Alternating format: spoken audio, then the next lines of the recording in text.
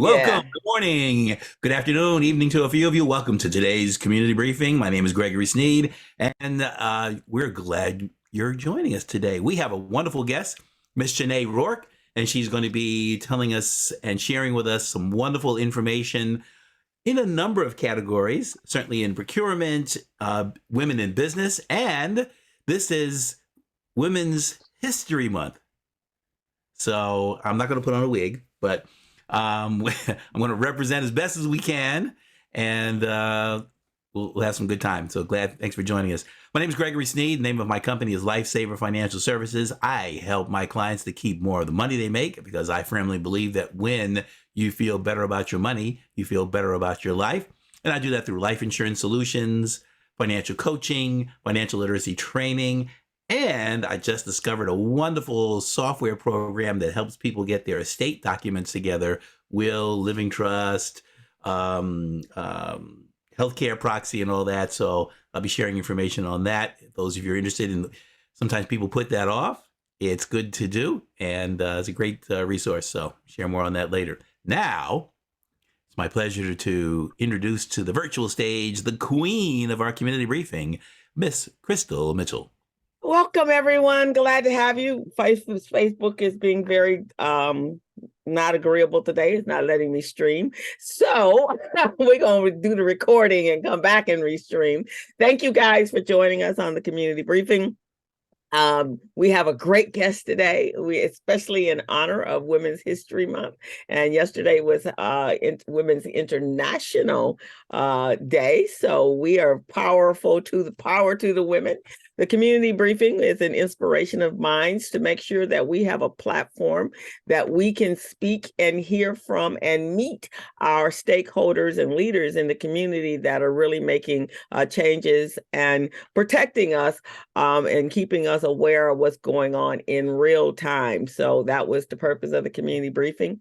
We have a fantastic team here, and I am Crystal, the co-director of Recycling Black Dollars, and myself, Recycling Black Dollars, as well as the BBA, this channel is powered by the both of us, and we have some fantastic sponsors: Los Angeles LDC, Southern California Edison, Wells Fargo Bank, PCR, and as well as SoCal Gas. So we want to thank you guys for joining us. This is an important platform. This is a networking platform. So we want to make sure you know to go and connect with each and every one of us, because as people of color, we don't support each other. No one else definitely will. So make sure that you're introducing yourself. And if you have questions for our great guests, you can put them in the chat. And with that, I'm going to introduce my team, Mr. Gregory Sneed, who is the MC, myself, Miss Robin Billups, and Mr. Stephen Turner, who's the producer of the show and does a fantastic job of all of us actually collectively bringing in phenomenal guests that can keep us informed. So with that, I am going to turn it over to Robin. Good afternoon, everybody. I'm so glad to be here on this Thursday because it's International Women's Day yesterday, today, and it's Women's Month. Think about buying a book that's authored by a Black female. Let's give them some support. And there are a lot of great books out there right now. Reading is fundamental, and I think that's one of the pieces that we're missing when we talk about doing our own advocacy. I'm Robin Billups. I'm with the Billups Group. I am a professional development advisor. I work with corporations and individuals who are looking to attain the goals, the stated goals that they have, and strategically help them set that up. So again, I'm happy to be here, and our good friend, who is now the national state president for a fantastic organization. So you're going to hear a lot of good information today. Stephen, anything? Okay, Stephen likes to say save it for the end, and so thank you so much, Robin. Good to have you join us today. You got it live streamed. All right, cool. So Robin's good to have you here, and folks are coming back. I see Kevin and Jackie Dupont Walker. Hey, girl, how you doing? Good to have you. And Roz. So our guest today is Miss Schenae Rourk. And every now and then we have someone really, really special. And today is that day. So Schenae's going to be sharing some wonderful information. I was teasing her when before we came on, said sometimes we have a guest and they have a very short, not even a whole page, like a half a page of a background. Okay. And then we get somebody that's got, a page or two. And Schenae Rourk is like that Hey Man skit from In Living Color. Hey Man, she got 10 jobs. Schenae has done a lot of stuff. So Schenae, forgive me for not covering everything. All right, because that would take us right to the end of the program. So I will do as much of it as I can.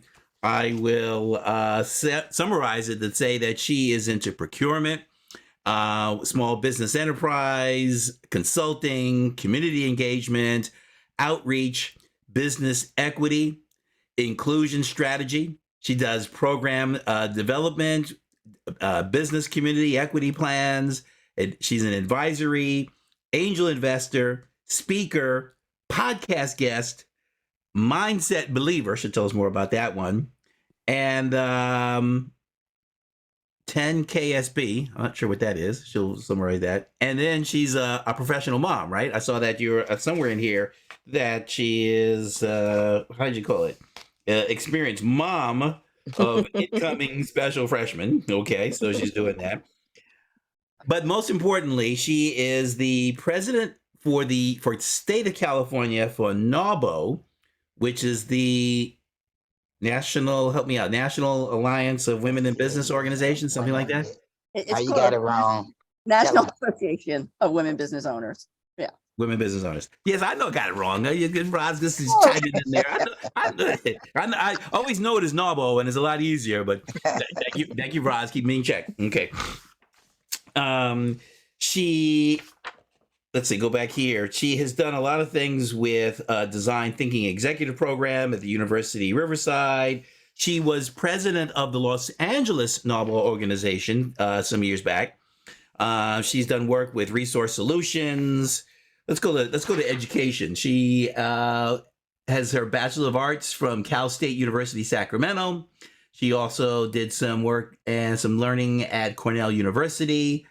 And I think I've said enough right now. So I think I'm going to bring Schenae to the virtual stage, and she'll summarize and highlight the things that she wants to talk about today. So without further delay and consultation, please welcome Miss Schenae Rourk. Awesome. Thank you. And thank you, Gregory, for that.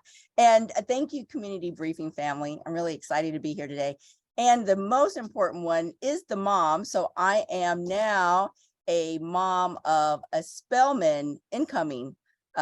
Yes, she's coming in August. So we're very excited about her being involved with Spelman. And my son is graduating from college the same year. So he will be out in the workforce. So looking forward to that as well. Oh, Greg, it's Greg talking to me? Oh, sorry. I said, did you get a little badge or a ribbon or something for the Spelman Bomb, or something you hang on, a little plaque on the wall or something? Exactly. I'm going to deserve it. I've been getting a lot of fundraiser emails from them, so that started. But look, I'm here today really to share some of the things that I'm hearing about, that I'm knowing about, and things that I think we all need to know about. We talked a little bit earlier before we got started just about what we need to be doing. And, Robin really summed it up, like, we need to do something about this. And how are we going to do it? What are we going to do about it? So I'll share a little bit about what I'm seeing out there, where I see some trends and some things that we might want to get engaged in. So with that, I want to start with Cal OSBA. So that's the California Office of Small Business. And that is led by, we all know, Terrelyn Gray, who took that role over last year. And she started an economic recovery and economic mobility task force. There are 3 initiatives in that task force. They are democratizing access to capital across the state, diversifying the innovation economy, not only technology, but other innovation that's coming out. And a little bit later, I'll talk about some of the trends that that we're seeing just in the business world and things that maybe some of your listeners want to start getting prepared for because they are coming. And then driving economic mobility through entrepreneurship, getting more entrepreneurs and engaged. So that task force was set up last year.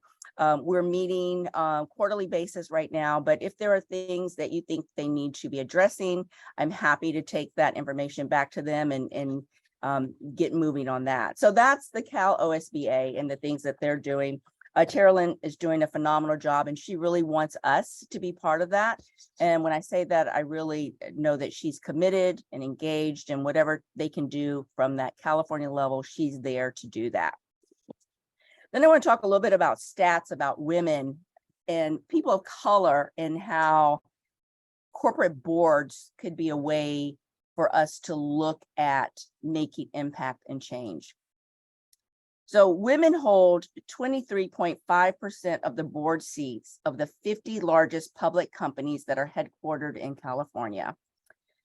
From the Latino side, it's 3.3% of Fortune 1000 firms, up from 2020 from 2.9%. So there's a little lift for them, but they represent 18% of the population. So when you see that kind of number, you wonder, where is the disparity? Why is there such a disparity? I think we know the answer to that, but that is the questions posed.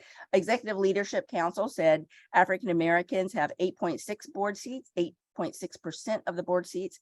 But key fact here, and something that we should take note on, is the Fortune 500. Nearly 1/2 of those Fortune 500 firms do not have one single African American on their board. That is a travesty in 2023. And it's something I think we need to talk about, something that we really need to look at about boards. And I want to talk a little bit about what happened with a couple propositions that came forward. And when we're talking about what we can do and how we can do it, it'll lend itself to that conversation as well. I'll start with SB 826, which was a bill. It started as a bill to get more women on corporate boards. We started 9 years prior to that with a resolution asking for these corporations to have at least one woman on their corporate board. And there was an uptick at that time. We got a tremendous uptick. Do you guys know what that was when the resolution was out 9 years ago? It was 1%. So, oh, wow, right? So it took SB 826, and NABO California was a sponsor of that bill to get it moved forward to law. It took that bill to have companies like Skechers. When you think of Skechers, they appeal to women. Women are buying the shoes. They did not have one woman on their corporate board for many years. SB 826 helped make that happen to get a woman on that board. Consequently, since then, you may know also that that bill or that law was struck down, and it was struck down by a woman judge in the county of Los Angeles. I want to give you her name because she is voted into office. So when we talk about our vote, and we talked a little bit before about voting and making sure that we're voting, she was voted in by us. And when I say by us, people here, we voted on her, and her name is Duffy Lewis. So if you don't like the way that she's handling these cases, you need to look at when she comes up for a vote again to consider that. One of the things she stated is that the court concluded there was no compelling government interest to treat candidates from underrepresented communities different from others, in part because it found no convincing evidence of discrimination against those candidates. Now, this is so profound to me when you see this kind of documentation out there, how the courts or some courts are now ruling on some of these matters. So that came out, and then I guess I know that you know about AB 979. So SB 826 came out first, and then a couple years after that, AB 979 came out to really help people who are in underrepresented communities to be on corporate boards. That bill also went into law, and it was also struck down by Judge Terry A. Green, another person that will be up on the ballot again in the future in the county of LA. What's striking to know about the process of this was when we were looking at SB 826 and getting more women on boards, there was discussion about including underrepresented communities. But that the thought at the time was that women, if you could lead with women and then you bring the other underrepresented communities in afterwards, that it would be an easier sell to also bring in underrepresented communities after there was precedence for women who were a disadvantaged entity as well, or underrepresented entity. So conversely, when the laws were struck down, they started first with AB 979, which was about underrepresented communities. And then they went to the women. So it's interesting to think about that, and really something to ponder, like the strategy that was used behind doing it that way. I'll share it with you a little bit. NABO, California, started a pathways program to get women, and particularly women of color, onto corporate boards. We started it, we're now in our 4th cohort, and we're open to all business owners and also leaders and executives to be part of that program. If anyone's interested, I'll give you the email for that later, but it's a way to really expand your leadership. And when we started the program, and I started it in LA, the LA chapter, it was very intentional that all of our corporate directors were people of color, because we needed to see what we wanted to be. So that was very paramount. It's a great program, really helping to get more women and women of color on that pathway to corporate boards. So I want to talk a little bit about what else is impacting us. Oh, I want to go back to Prop 16 really quickly. So there's a lot going on now. I think you hear across the nation, there's a case against it's Harvard, and I think in North Carolina University as well, around affirmative action. What's key about this is that we already had this in place in the progressive liberal state of California. We have Prop 209, which struck down affirmative action many, many years ago when our governor, Pete Wilson, put that into place. We voted on that. We made that happen. So years later, we got burned a couple times trying to bring it forward. Equal Justice Initiative or Society brought it up. They're based in Oakland. And they said, you know what, polls are looking good. People are ready for it again with everything that was going on, and said, let's do it again. So many millions of dollars later, Prop 16 was also not voted in by us. And part of the issue with this, when we talk about they know what they know what they're doing, is Prop 209, when it was brought up, it included not only procurement opportunities for our communities, it included education. And they knew if they combined them together that there would be a large opposition, primarily from an Asian population that didn't want to have affirmative action in education, because from their perspective, they get high grades and they don't want someone who's coming in based on a different type of merit to get into a top school. So when we went out on this multi-million-dollar campaign, we faced a lot of opposition from people who were interested on the education point. But the piece about the procurement is what really impacts all of us, because we cannot in California have race-conscious goals unless there are organizations that are very forward progressing, like Metro, because it has a board like Jacqueline DuPont Walker, who's on your call here today, who mandates certain things, makes you look at certain things. And they can't, while they can't impose mandates on using diversity in their dollars, some of those programs can have diversity when they have federal funds. So, you know, it's having boards like someone like Supervisor Jackie DuPont Walker on these boards to really help make change. So when we talk about change, voting, absolutely critical, but also getting on boards is very critical. It's not only corporate boards, although corporate boards are important because that's where the decisions are made, but using our vote, and also using our vote around stakeholders. So shareholders. So any public company has a board, but the board is decided upon by the people who buy their stock. And if you have a lot of stock, or if you have a group that has a lot of stock, your impact is bigger. So you can use your voice that way. You can decide that someone shouldn't be on a vote, a board. You can decide that this corporation is not doing good for our community and not buy from them and not, not vote in the people that they want to vote in. So there are things that we can do. Is it easy? It's not easy, but it's a way that we need to make impact, is using our voice, become shareholders, make demands of these corporations. And if they don't do what we need them to do, stop buying from them. I mean, I heard, some of people have controversy around Walmart. Walmart just came out with initiative. They are not prescribing a certain pill for girls and women, I believe.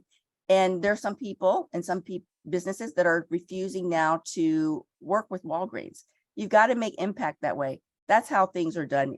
I feel anymore. It's hitting the pocket, like my mom used to say, hit the pocketbook.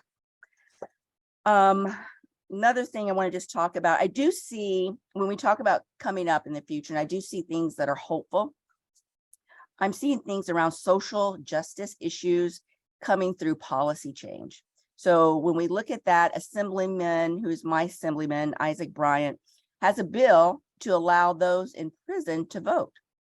It's getting some lukewarm support in some areas, but it's a bill to really help humanize people who are in the system. And a lot of those people who are in the system are people who really may not need to be there or were in there for wrong causes, but it gives them an opportunity to vote. That's the premise of the bill.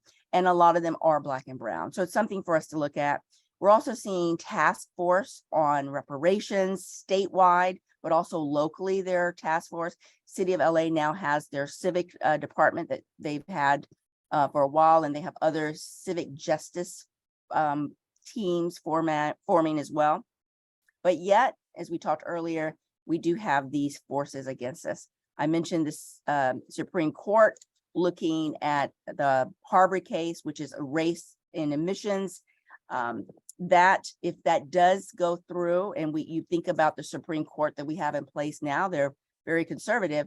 Not only will California have Prop 209, but every state will have that. And you can be ensured that if education is an issue, procurement is an issue. So that will attack the federal funding that we're getting. So now when California or when Metro or Law or any of them if anyone gets a piece of federal funding, like a drop of it, they have to have race conscious goals. If this law, if it's struck down by this court, that will not be in place anymore. So it's significantly impacting all of us, and we need to all be concerned. I know Crystal talked about it in the preemptive here. We need to really be concerned and look at these things. So that case is going on. Let's see, what else do I want to tell you about?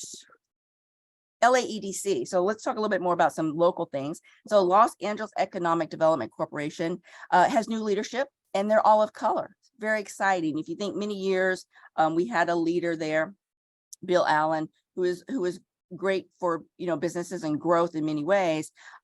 Having a fresh perspective from Stephen Chung, who's a new CEO. They have a new CFO who is African American that started about a year and a half or so ago.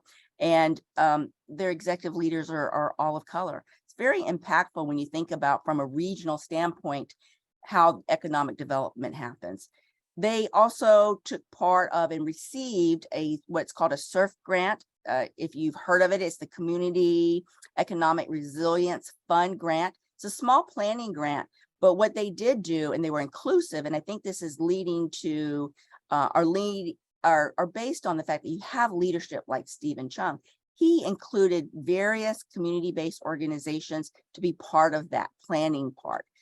If that planning part moves forward after this grant, it will go into a multi-million grant that's really supposed to help with economic resiliency in the area. That fund, I believe, was funded by Cal OSBA, and it's going to be tremendous for our region if that does move forward. Also with WTC, he still is in charge of the World Trade Center and helping with economic people coming into our country and our area, as well as people who are importing, exporting out.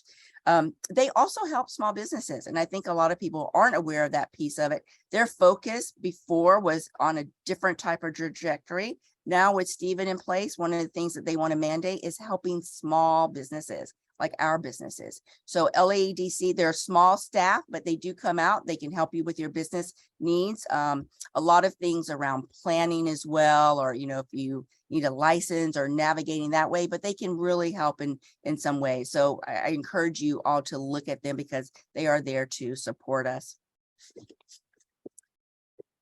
The other thing I'm seeing about policy is policy locally, from the local chamber, LA Chamber, to organizations like BizFed, which is really based here in Los Angeles. They're really taking a more statewide approach to things. A lot of their initiatives are statewide initiatives because they're impacting us in a local level. So you're seeing BizFed go up to Sacramento. You're seeing the chamber go to Sacramento and to DC.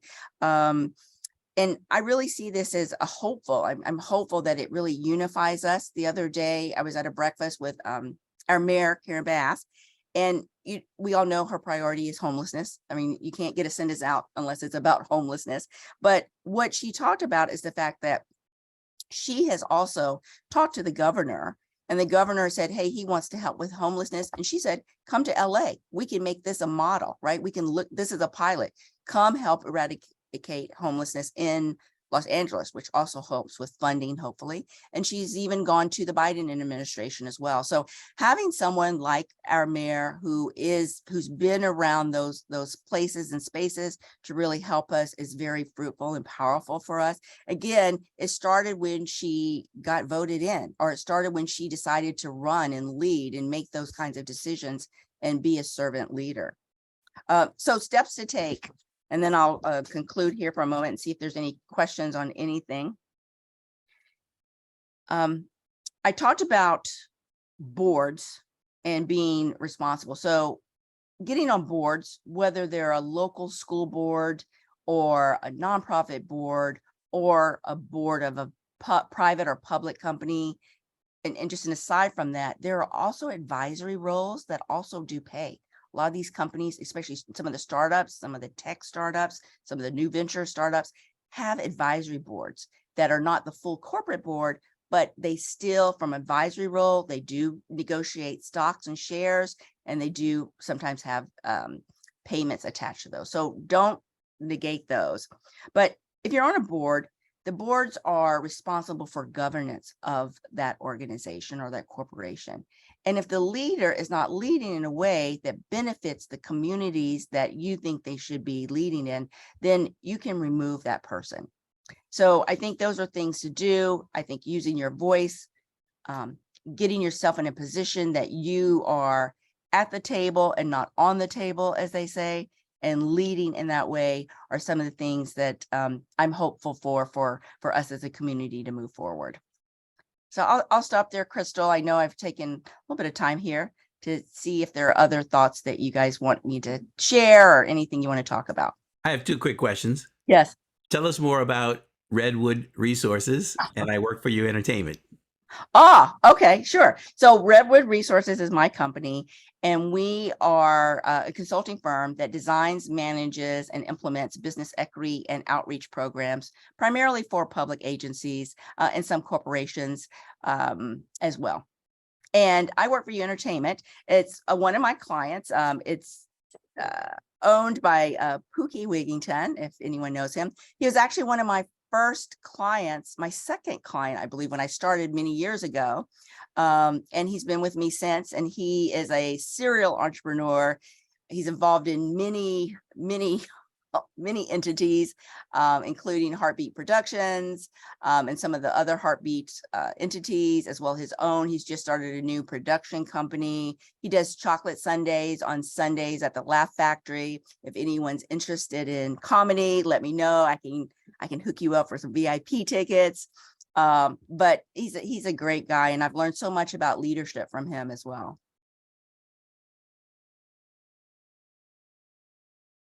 Robin, you have some questions? Schenae, again, you always come with a lot of solid information and some takeaways that people can actually perform. But talk to us a little bit about this statewide position with NAVO. Oh, sure. Okay. So NABO, California, we are an advocacy organization. A lot of times people combine us being a networking entity, and that's not we do connect with others, we do build business, but we really are about advocacy for women business owners.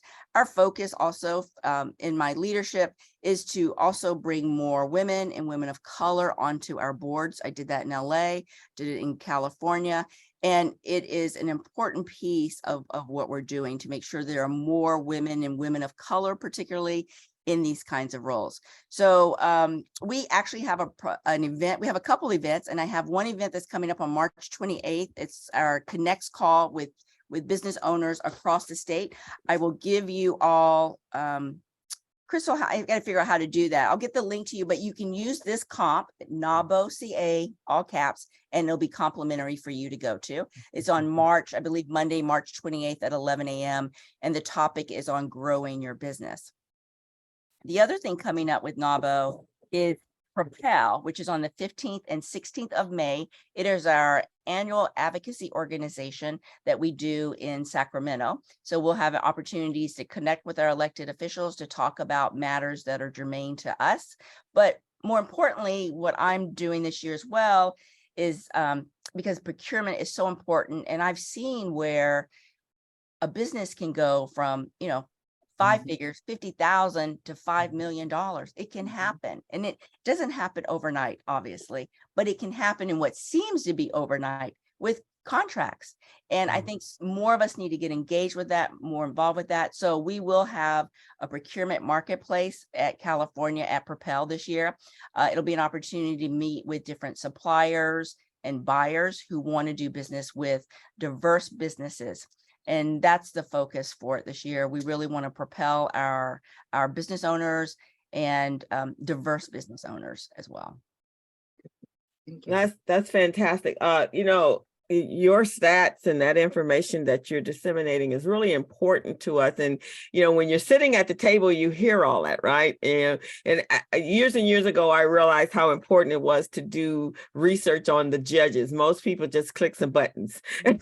And so I think around election time and voting time, we really need to have you back. And we need to have a more cohesive connection with you, because you have some information that's really vital to us, because as you said, as we all are saying, we have to be more proactive.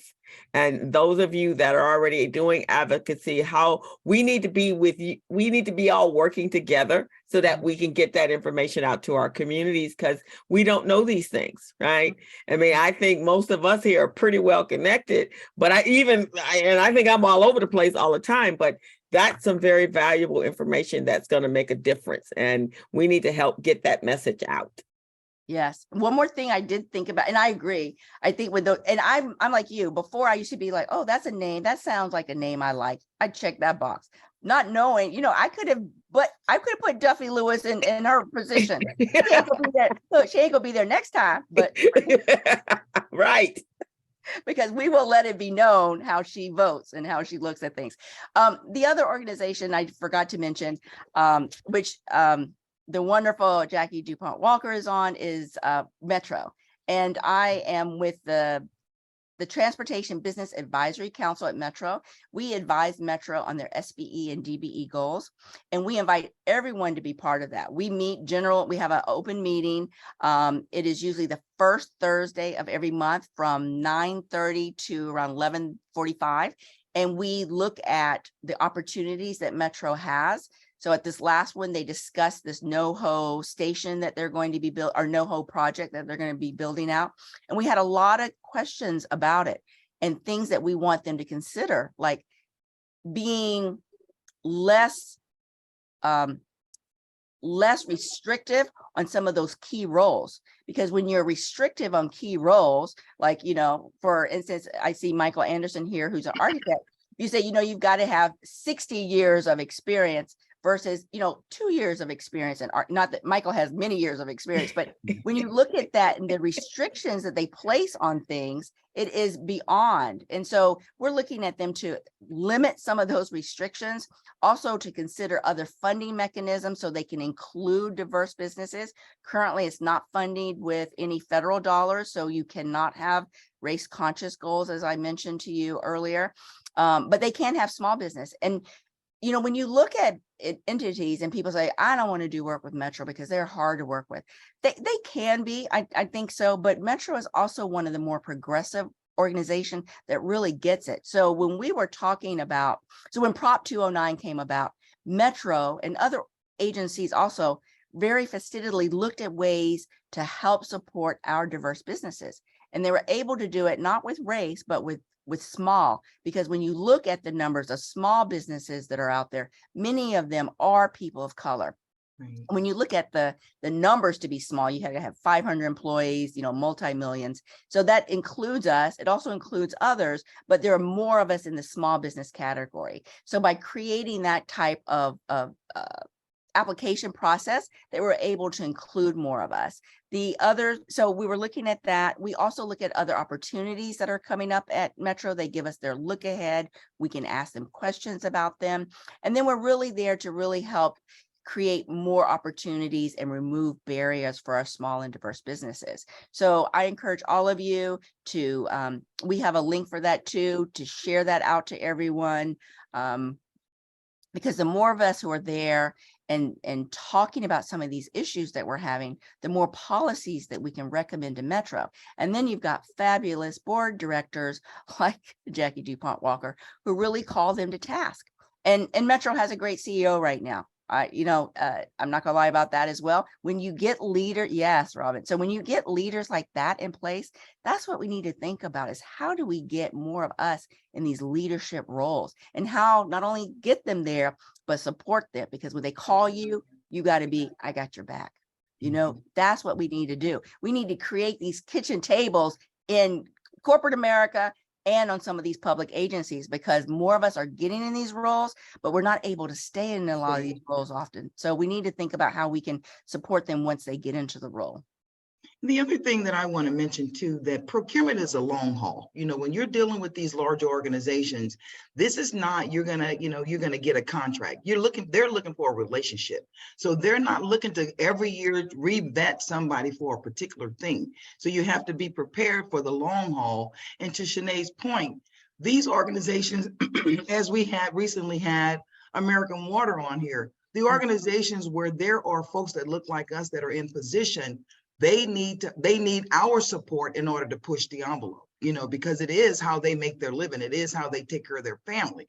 But if we're standing behind them and we're vocal about standing behind them, then the amendments can happen, because I don't believe change happens before you make amendments.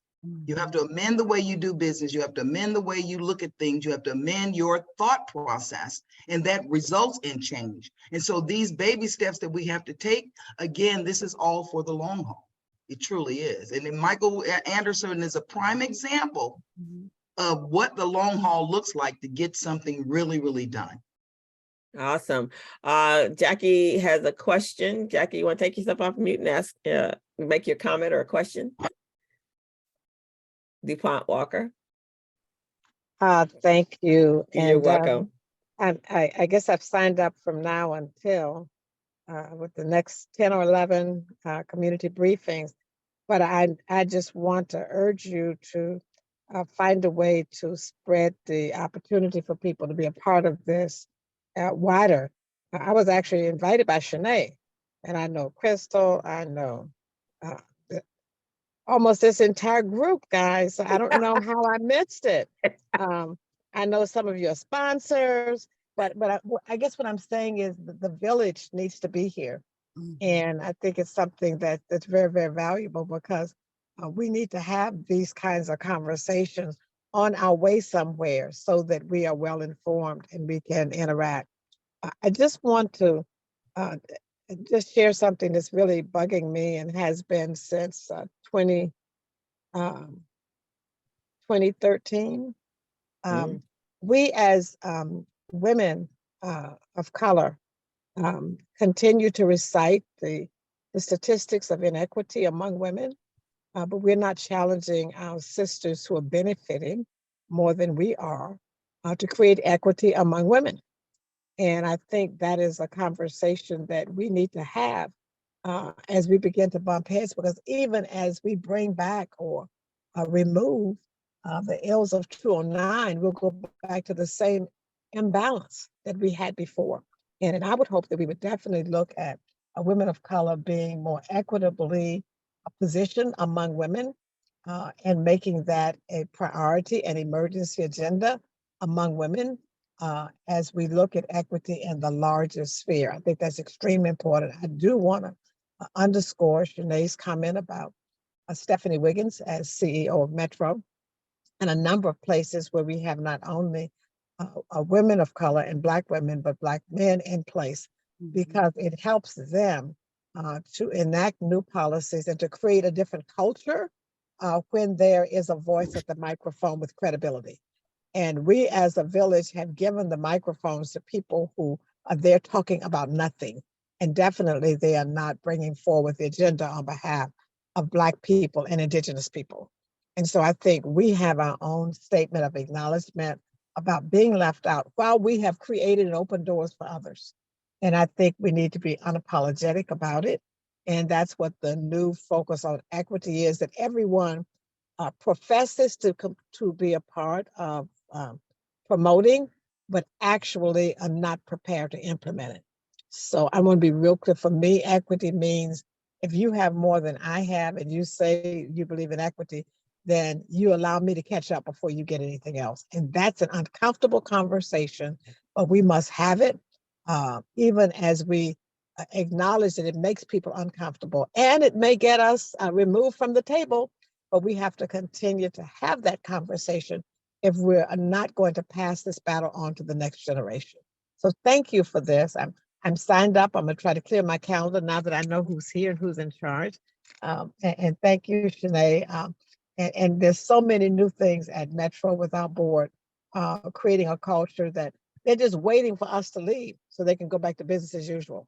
And before that happens, we need to make sure that it's replicated somewhere else, like the small business primes and the medium business primes, and the focus on historically disadvantaged. Whatever code word we can use to keep our case in the forefront, we've got to do it unapologetically and not apologize for the fact it is urgent for us. We've given up enough. It is now urgent for us. So thank you. Thank you. And so this platform was designed exactly for what you for this reason. And we need everyone to share it. We'd like to see hundreds of people on this platform at 11 a.m. and also signed up to our YouTube channel, because Jacqueline, you are absolutely right. We have been having this conversation week after week. What happens when all of you guys are no longer, you've retired and gone off to vacation in the Caribbean? What happens afterwards? Because we're not building and bringing more people in like you guys and like everyone here that's making a difference. So please share. Stephen, we'd love to have you on as a guest yourself. This is what this platform is for, to bring our stakeholders and leaders that are sitting at the table while decisions are being made on our behalf that we don't know that's going on. And Schenae, you are absolutely right. My motto is, if you're not sitting at the table, you are the menu. And so we spend a lot of time as the menu, and not even a delectable menu. We're just a delectable item on the menu. We are the item that they're trying to eliminate. So please share, and we gladly have you every week, but please share out to everyone's network. Michael, before you, Deborah says, I have asked the League of Women Voters to get more information on the voting and voting behaviors of judges available to the electoral. I think, yeah, it's something sitting over top of it. This is very Yeah, very little information that is available. The LWV produces one of the better candidate information sites. And also, if you need a shorter sales cycle for government procurement, check for master service agreements. CMAS and TDDC seems to announce and select and initiate projects within the 30-day period. So thank you, Deborah, for that. And to you, Michael, and then then Roz wants Schenae to speak on the TBAC members and public participation. So those of you, so you guys know that most of us don't work in government, so we don't know nothing about these acronyms. Okay, y'all put the those of us that are entrepreneurial, we don't know nothing about acronyms. So can you put those in the actual names in the chat? Thank you very much, Michael. Oh, thank you. I'm happy. First of all, I'm happy to see I came because I knew Schenae was going to be on the program. Schenae was added to the team that I assembled for the LAX Northside Development. That's when I first met her. But then we crossed paths because I was helping Eva Patterson too also get Prop 16 out there on the ballot and trying to raise money for her. And I was disappointed about how that failed. But one thing I want to say to add to, one thing I'm proud of in many ways, if Black women have really elevated the Black culture, I think that doesn't get said enough because my experience, you know, for some reason, Black men were very territorial about when they got success on the platform, but weren't so open to expanding the opportunity the way that some leaders were, like Tom Bradley and others who made a lot of Black people rich.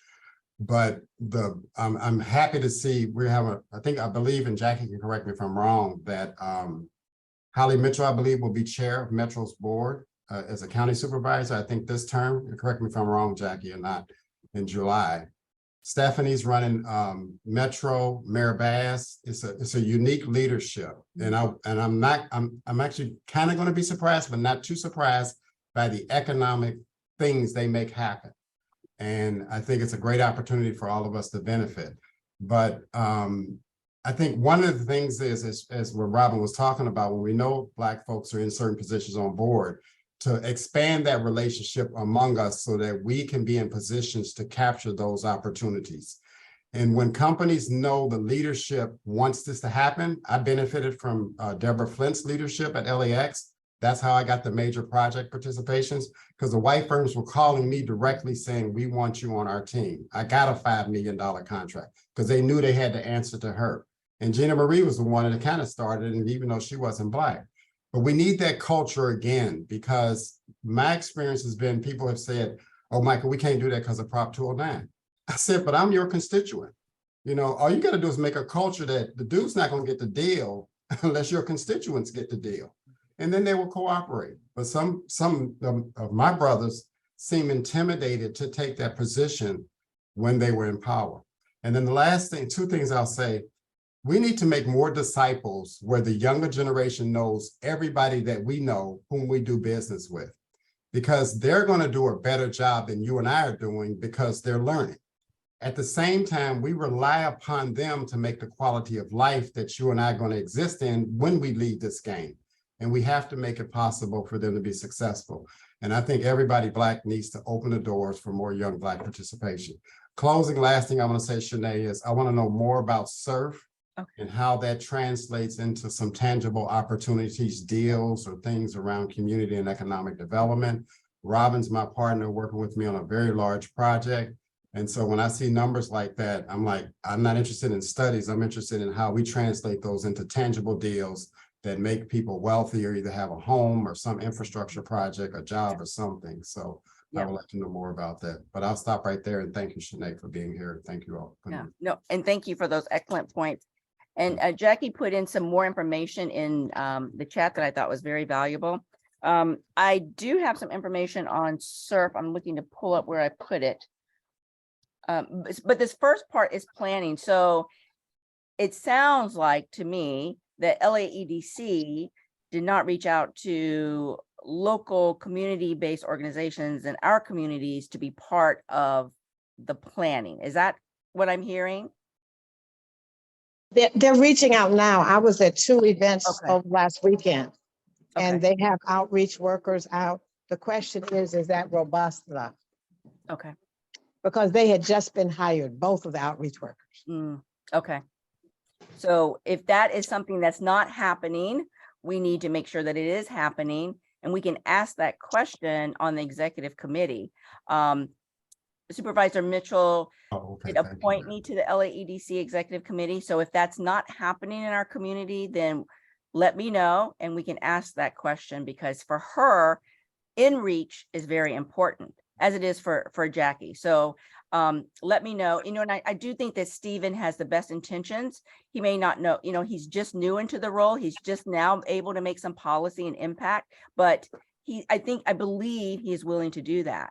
And so, so this first part is planning. It's really about where are the needs. So our voice needs to be heard.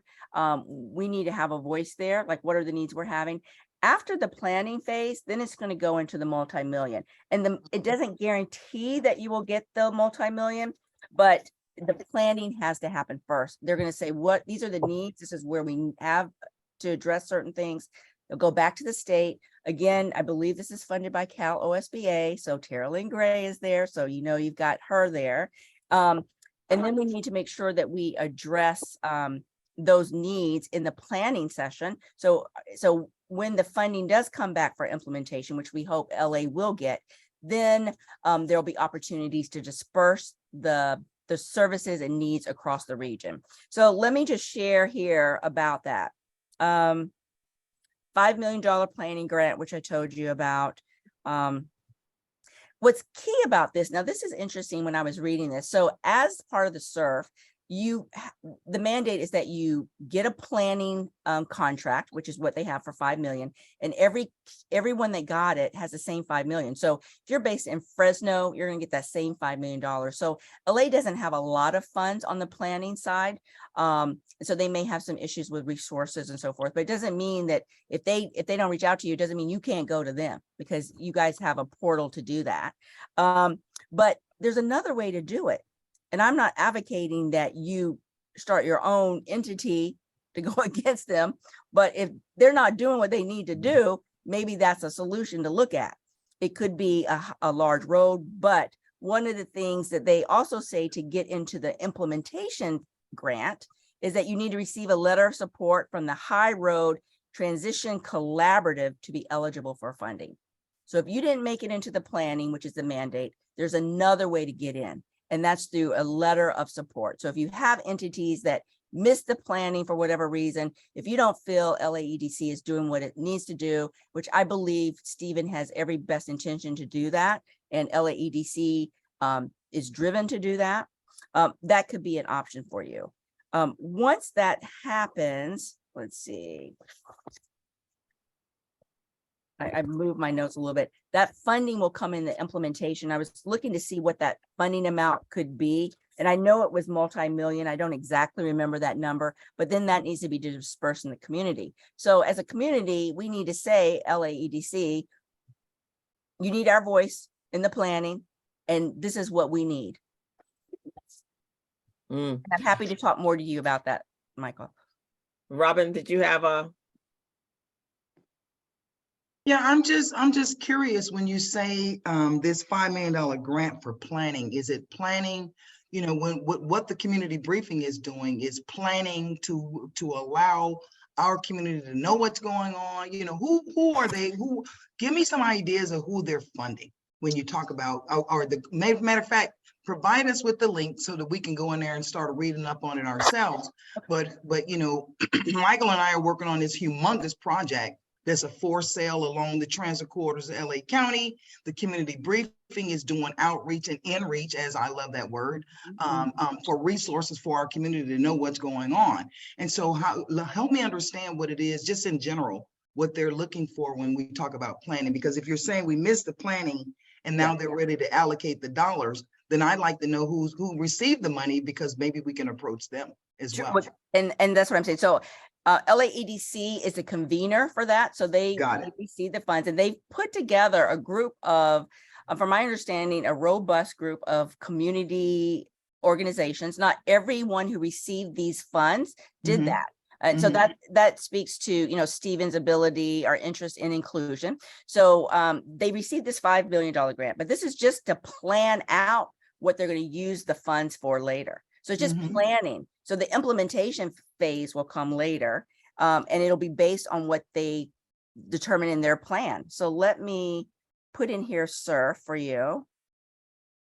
And maybe, Crystal, maybe if that's something you want, maybe it would be a good idea to have Stephen or someone come from LAEDC and talk about the SURF and how the impacts to our community. That might be something to. I think that's because, you know, one of the things what I'm hearing overall is it's about this collaboration and us not working in silos, right? So, you know, if that, you know, community briefing is that I don't know, that dumping ground for all the information from everyone. So then that we can bring you guys in, you can have these conversations, because that's what we're all missing, right? We're the conversations that you guys are having, the general population doesn't know it. Even those that's well connected. Robin's well connected. Michael's well connected. But if this is all brand new to everybody, then it's only staying in within the little core people. You know, it's like preaching to the choir, right? But you know, we need to get out to the congregation so that everyone, we can be actionable, because we have to be, from here on out, just like Jackie said, we got to be intentional. And we have to have information to be intentional about, right? So that when we go to support you guys, Michael is and Robin doing this big project. What if the whole entire community was behind them in agreement, and we're vocalizing our agreement to that? You know, the same way that we have, if you're invested in a company and buying their shares, you got a voice, right? So we have to have bigger voices so that we can counteract the negative voices that are coming at us and trying to eliminate all opportunities and equity for us. So we got a couple more minutes. I think there was a question. Did you respond to the question that was from Gerard? Deborah Hunter has her hand up too. Oh, as and well. Deborah.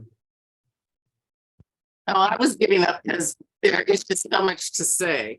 But I think because I'm also, in addition to being a project owner who focuses on rolling stock projects, I'm on the NABO LA board, thanks to Schenae, who encouraged me to get or engaged with that organization. And from that, I've gotten more involved in just advocacy and really trying to help people understand that voting down ballot is crucial. No question. By the time the Beltway realizes that something is wrong, we're already taking several for the team. And so that has to stop.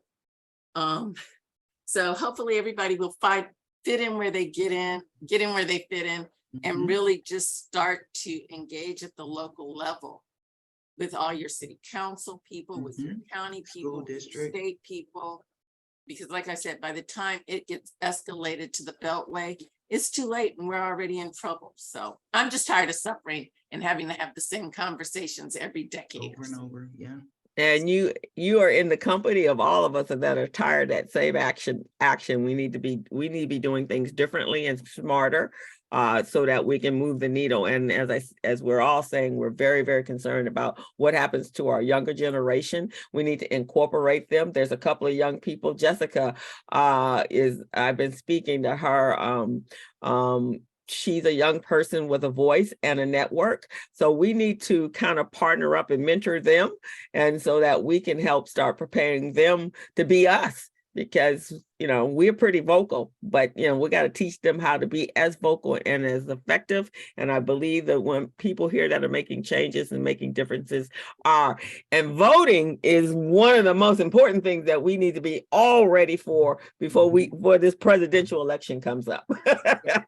And we got to be in force, in order, in alignment, so that we can push our voices out there to protect our communities and people of color.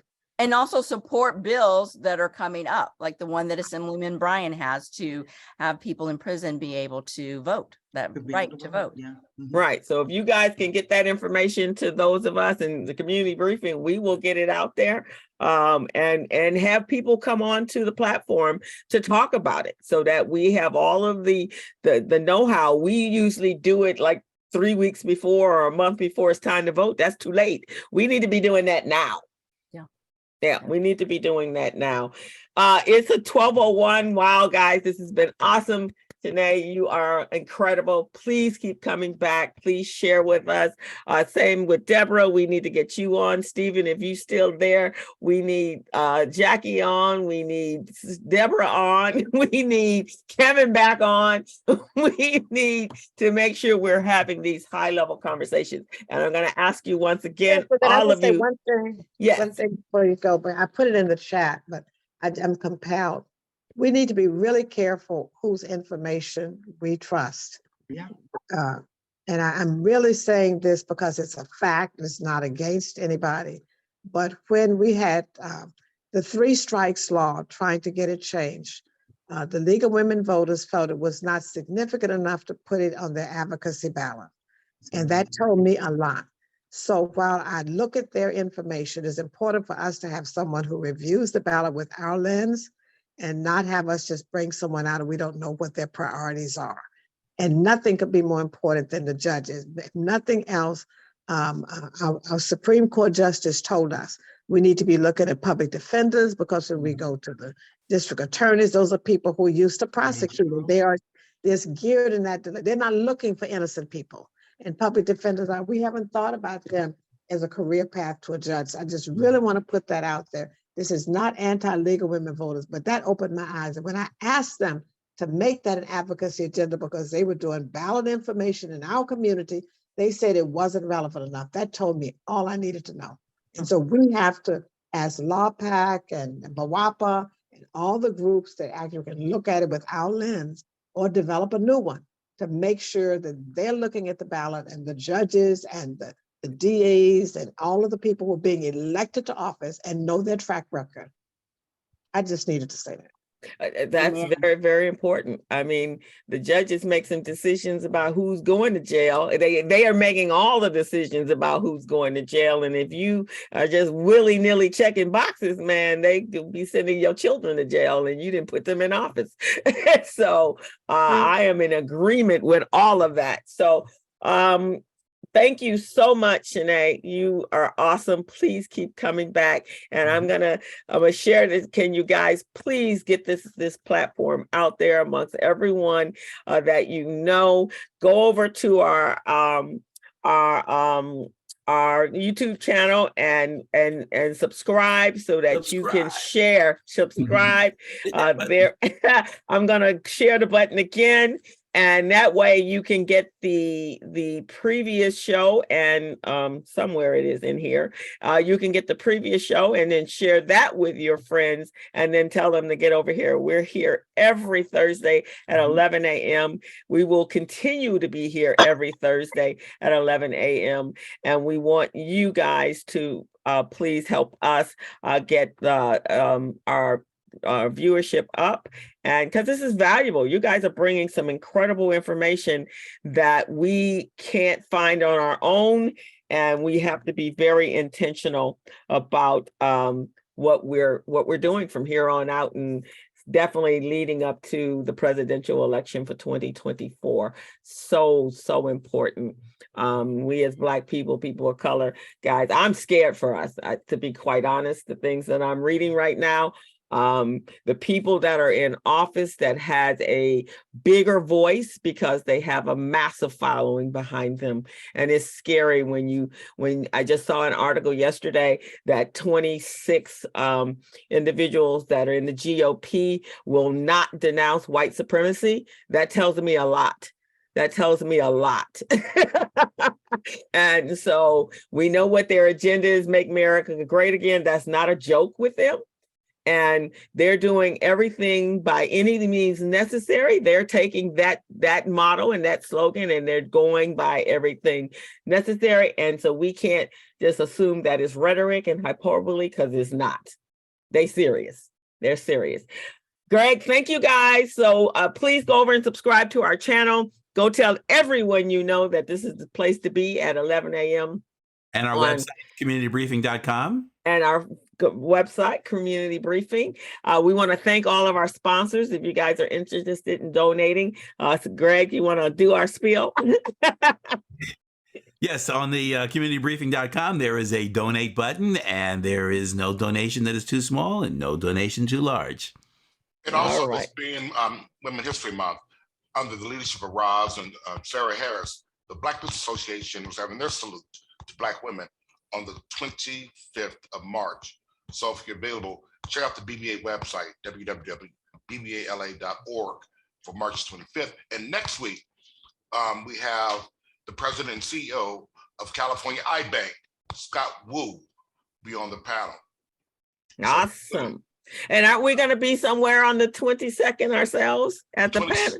Right, at the Urban Marketplace on the 22nd. Okay, the community brief is going to be there, and there will be some information. So go over and follow that. Schenae, awesome.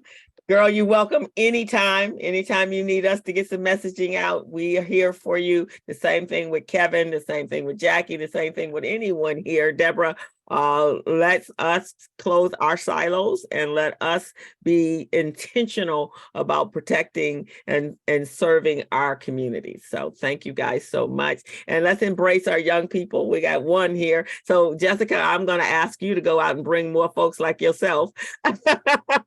Hey, I'm young too. I'm young. Yeah. But let me put it this way: those that are not in their third act, their fourth act, and the last quarter of the game, we need the people that's in the first and the second quarter to come join us as well. So thank you guys so much, and thank you for allowing us to go over a little bit, and we will see you next week. Tune into the Business Zone tomorrow. We've been really honoring Women's History Month, so we got a couple of amazing women that are making some amazing things happen in their businesses. So we want to support everyone. I think media is the way to go to get the messages out to our people. So thank you guys. Thank you, Schenae. Thank you, Jackie. Please come back. Kevin, you stayed with us the whole time. Cool, man. And Kevin, you guys have a conversation coming up about water as well, right?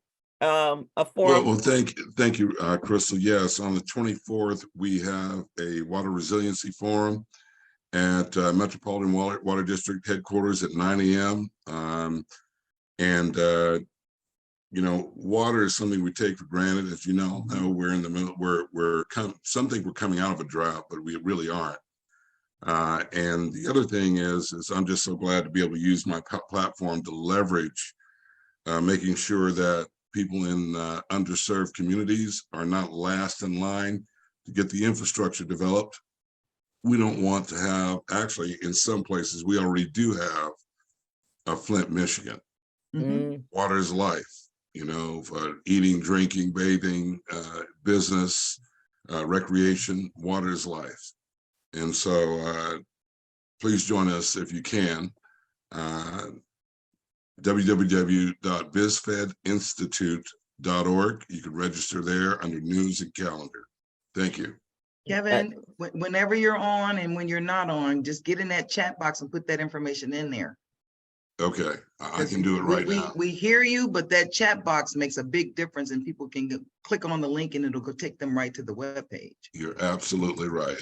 And I attended the one you did, last quarter, and oh my God, I just learned so much, and some amazing speakers that you had brought to that platform. That was just awesome. So it was led by Gloria Gray. You all know Gloria. Okay. Yeah. Well, it was awesome. And I just kind of I had a couple hours in between all that I was doing, and I learned so much. So I definitely will be signing up for the next. I think I already have, but I will continue to do that. Schenae, if you guys have anything that's you want us to support and to be there, please send it over to either one of us, and we'll make sure it's in our links. And I'll even make a area on our flyer that has what's upcoming so that we can get people out there. I think that's something vital that we need to do. So thank you guys very much. Ardina, I'm looking forward to having you on the show next week or the last week. Those are the 2 dates I have left on the business zone for the women's business. So I want you there, my dear. So go fill out that form. I'm already there. All righty. Kevin, always good to see you. Kevin and I have known each other for almost 39 years. Yeah, Oh, wow. don't give away our age, Greg. We were young bucks there. Y'all were babies, huh? That's it. I'm young, right? Yeah. Y'all were in kindergarten together. Kindergarten, right? That's right, kindergarten. That's it. That's what I'm going by from now on. Okay, well, thank you guys. Greg, did you want to say anything? Robin, you? No, I'm behaving myself and sitting back. This is Women's Month, so I'm in the back. All right. Well, before we go, congratulations to my sister Schenae. Yes, My partner in congratulations. crime and BizFed and BizFed Thank you, Institute. Schenae, for coming in. Thank you. Mm-hmm. The only thing that I will say is that let's keep the faith. You know, I saw Jackie wrote that in the chat box. We have to keep the faith because I always say we are the surviving race. The Lord left us here for a reason, a season, and a purpose, and it's all long. It's all long, and the only way we can move forward is that we all get a lift. And so again, thank you for these women who are taking these leadership roles and for the brothers that are standing with us. Awesome. And we're going to support you guys in April. So come with it, guys. We making it Black Men's Month, Men's Month, but it's going to be the business month. So yeah, come with it for us next month. All righty. Thank you, guys. We will see you next week. And I am turning off the recording so you can say